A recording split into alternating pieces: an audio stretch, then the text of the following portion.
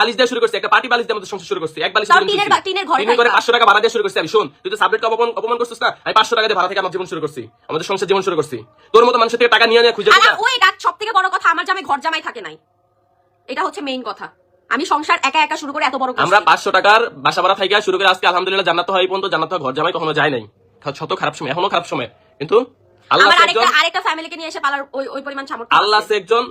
ধৈর্য আসসাবর মিফতাহুল জান্নাত, অর্থ কি? সব মানে ধৈর্য সফলতার চাবিকাঠি। আমি সব সময় লাইফে যত খারাপ সময় আসবে আমি ধৈর্য ধরি।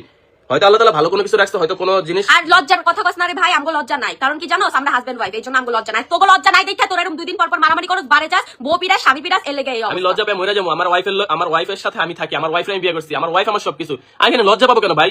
তুই কি তোর ওয়াইফরে মানে সুকেজের মধ্যে বসে এমনি তাকিয়ে থাকোস? হ্যাঁ না, এরকম ধারণা থাকে যে এই যে বিয়ে করছি মেয়াদ হচ্ছে 2 বছর, তারপর ছেড়ে দিব।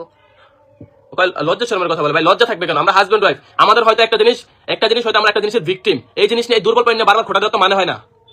আর আরেকটা কথা কি বললো,